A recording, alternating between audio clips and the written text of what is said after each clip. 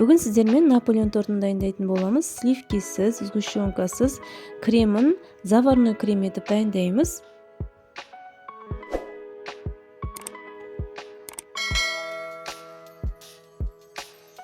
Өте тәтті емес, және де өте қатты жұмсақ емес, кішкене орташа қалыпта болып шығады бұл торт.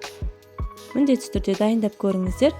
Алдымен бөлме температурасындағы 180 грамм жұмсақ сары майымызға 250 грамм 20%-лық немесе 15%-лықта болады қаймағымызды қосып, кішкене тұз сеуіп, шым-шым тұз сеуіп, осы заттарды жақсылап араластырып аламыз.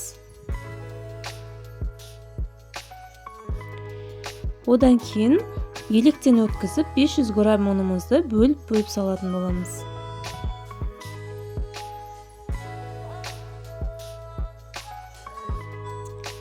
Осылай алдымен күрекшенің көмегімен араластырамыз.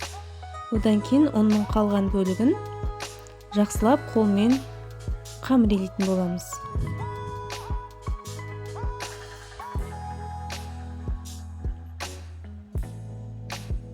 Қамырымыз қоюланып, қаттырақ бола бастаған кезде үстелдің бетіне ұн сеу арқылы қамырымызды бірнеше мәрте басып, біркелкі массаға келтіреміз.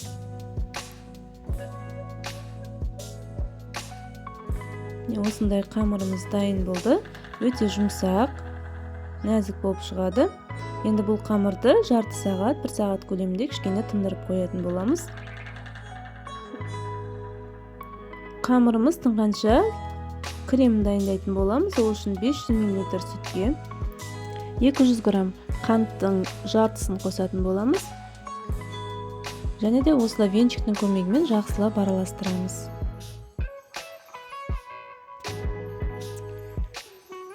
Сүтіміз қайнағанша бөлек ыдысқа 3 жұмыртқаның сарысына жаңағы қалған қанттың бөлігін салып, 2 ас қасықтай кукуруз крахмалын саламыз, жүгері крахмалын.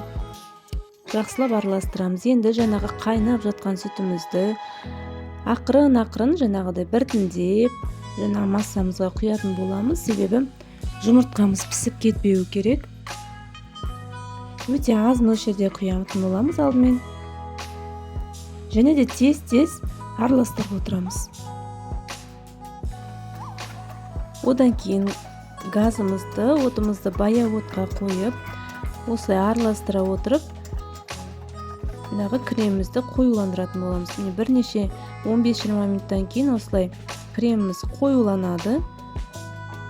Қоюланғаннан кейін отымызды өшіріп, бетіне осылай пищевой пленканы жауып, суытатын боламыз.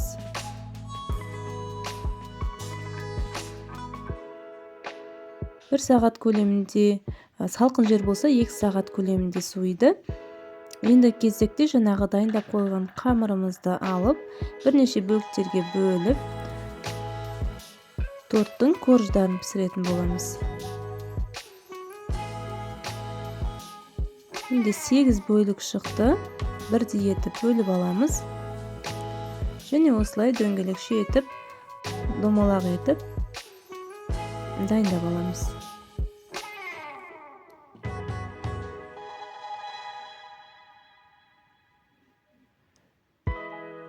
Енді кезекте пергамент қағазына осы дайындап қойған коржымызды жаятын боламыз, қамырымызды. Қалған бөліктерін бетін целлофанмен жауып отырамыз. Жайып болғаннан кейін жаңағы тегіс шығу үшін арнайы тарелка немесе бір осындай қақпақтың көмегімен тегіс етіп шет-шетін кесіп аламыз.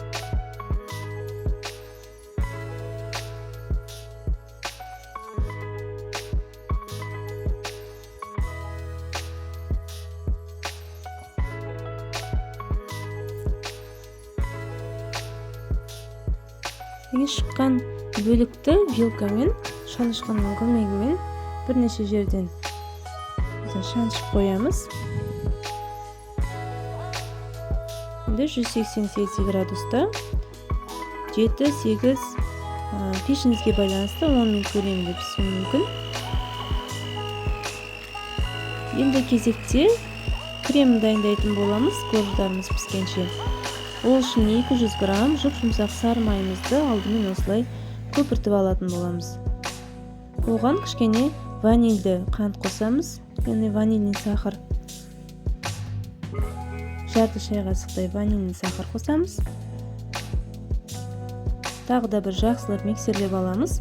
Одан кейін жаңағы дайындап қойған сүт қоспалы массамызды кремін құямыз. Алдымен 1-2 қасық көлемінде құйып отыратын боламыз.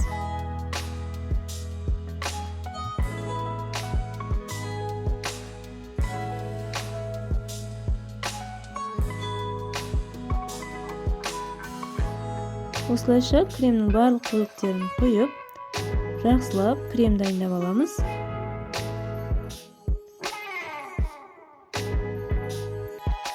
Креміміз міне осындай құймалжың масса болады, яғни қатты қою емес, қатты сұйық емес, орташа қалыпта болады.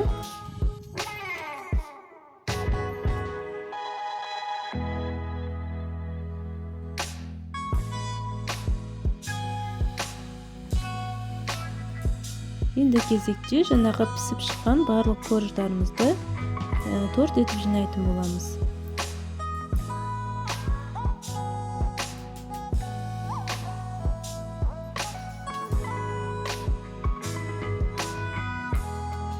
Кремін кішкене молырақ жаққан жақсы болады.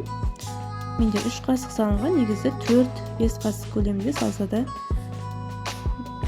осы крем тортқа асып жетеді.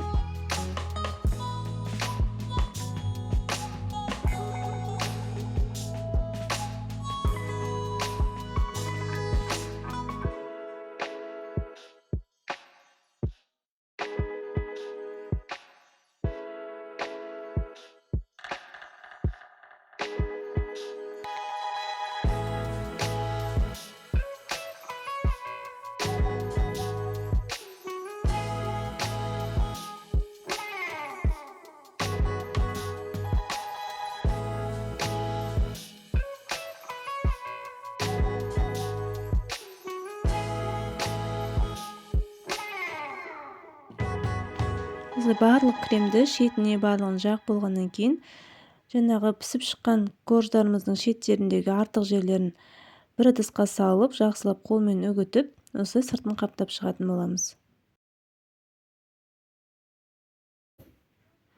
Барлық жерін осылай қаптап болғаннан кейін тортты кем дегенде бір түн бойы қойып қою керек. Сонда креміміз жақсылап сіңіп, дәмі ерекше болып шығады.